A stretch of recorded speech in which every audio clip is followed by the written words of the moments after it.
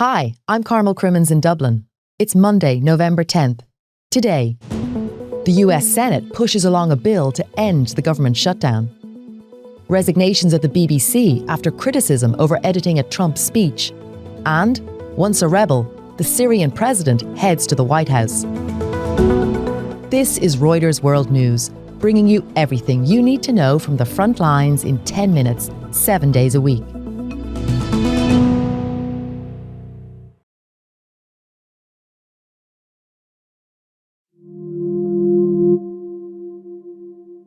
Signs of a thaw on the US government shutdown. And it looks like we're getting close to the shutdown ending. You'll know very soon. The Senate has put forward a measure to reopen government.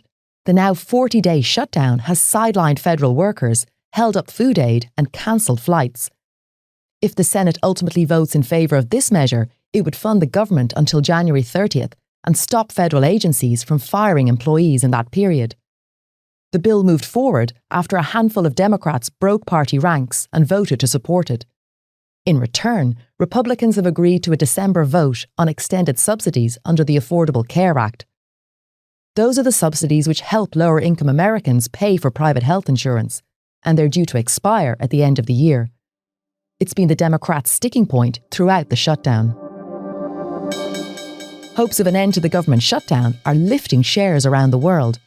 The moves come after a rough week for stock markets. Investors have been concerned that valuations for tech stocks are too high, but this vote has given them a greater appetite for risk.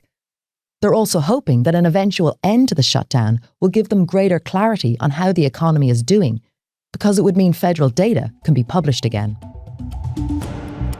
Across the pond, storms at the UK's BBC. The BBC's boss and its head of news have quit following accusations of bias, including in the way it edited a speech by President Donald Trump. A BBC programme edited 2 parts of his January 6, 2021 speech so that he appeared to be encouraging the riot. CEO Tim Davie and head of news Deborah Turness resigned on Sunday. Paul Sandel is following the story in London. It's unprecedented to lose both of them in one swoop like's happened here. So there's been a dossier of allegations about bias in the organisation was sent to the board back in June. This had been leaked to the Daily Telegraph newspaper, which has had a drip of allegations over the last week. The most substantial and important is around the Trump documentary, which caused the White House to weigh in and put increasing pressure on the broadcaster to react. And then we had these very, very high-profile resignations. And Paul says the editing of Trump's speech for this documentary was a key reason for those departures. So the report said the documentary was biased in general in terms of the voices in it, very critical of Trump, but in particular, 2 parts of his speech were spliced together. So you had one point where he told his supporters that we're going to walk down to the Capitol and they would fight like hell. Fight like hell was a comment made in a different part of the speech, maybe 50 minutes later. He actually said his supporters would walk down to the Capitol and cheer on our brave senators and congressmen and women. So completely changed the meaning of that part of the speech. The BBC were already on the back foot and would find it very difficult to come up with a response. There's been a number of debates at the board level within the BBC, but this certainly massively increased the pressure. It put a global focus on the story and obviously brought in a political dimension with the British government very keen to stay in favour with the Trump White House at the moment. Syria's President Ahmed al-Sharaa meets with US President Donald Trump today in the White House. Our correspondent Timur Azari has been reporting extensively on Syria's rebuild and says the visit poses an opportunity to give the new leader legitimacy on the world stage. Sharaa's White House meeting with Trump caps off an incredible year for this rebel-turned-ruler who toppled a tyrant, took power in Damascus, and has since toured the world as he seeks international legitimacy and also to put Syria back on the map. So Trump and Sharaa met in May, and Trump announced that all Syria sanctions would be lifted, and they gradually have, but there's one remaining hurdle, and that's the Caesar Act. The Caesar Act is the most stringent, most intense set of sanctions put in place by the US Congress years back that really aimed to sort of choke the Assad government, but also had a strangling effect on Syria and the Syrian people. The Syrian government has lobbied since the fall of Assad to get those sanctions repealed. Many businessmen we speak to, many investors say that they're skittish, that they don't want to get into the Syrian market as long as those sanctions are there. So the Syrians are hoping to get this repealed before the end of the year. And the Trump administration has actually come out and said they support that. Timur says the US sees an opportunity to rebuild influence in the country after years of diplomatic strain.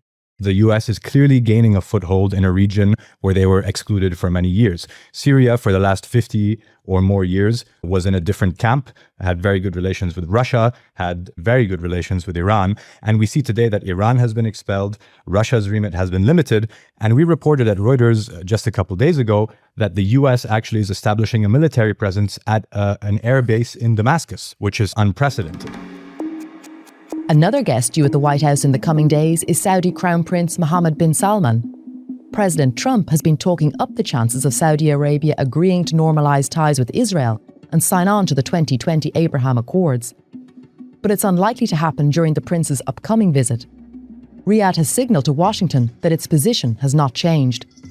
They're going to sign up only if they can reach an agreement on a roadmap to Palestinian statehood. That's according to two Gulf sources. A Reuters exclusive for you.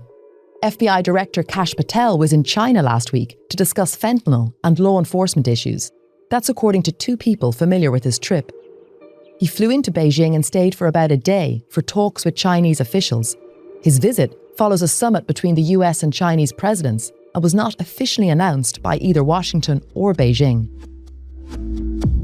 To Asia, where Super Typhoon Fenghuang has slammed into the Philippines. Eyewitness video showing massive waves crashing into the coastline and gushing floodwaters on the street. At least 2 people are dead and 1 million were evacuated before the typhoon made landfall. It's just one of several storms to hit the country this year and comes after Typhoon Kalmagi left more than 200 dead in the Philippines last week. Now that Zoran Mamdani's been elected mayor of New York City, many are eyeing his ambitious promises to the city. And as our reporter Matt Tracy has been reporting, those in the real estate industry are torn on his promises for affordable housing in one of America's most expensive cities. The mixed bag, so to speak. The head of the New York Apartments Association was very adamantly against Mamdani's policy when it comes to the affordable housing rent freeze. He cited rising costs and said that there's no way, practically speaking, that we can freeze rents. We have to keep raising rents incrementally to keep up with these rising costs we're seeing, inflation top of mind. While on the other hand, we had conversations with many proponents who also represent or are the developers in the nonprofit space for affordable housing. They were all for it. They said, hey, we can make this work. We just have to sit down at the table and talk about, maybe other ways that Mamdani can implement this in a practical way other than keeping those rents down. Matt says how Mamdani will address affordability is still unclear. Mamdani himself has no direct power, so to speak, to implement this affordable housing rent freeze. That specifically is what the Rent Guidelines Board does have direct power over rather than Mamdani. It's a 9-member board and you need the majority vote to get those rent freezes in place. But the majority of people on that board are not going to be up for reappointment.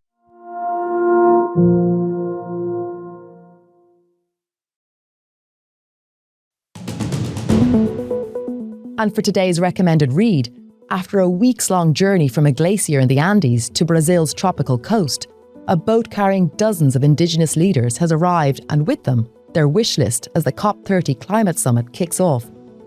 There's a link to that story in the pod description. For more on any of the stories from today, check out Reuters.com or the Reuters app. Don't forget to follow us on your favourite podcast player. If you're listening on a smart speaker, just ask for the latest news from Reuters 7 days a week. We'll be back tomorrow with our daily headline show.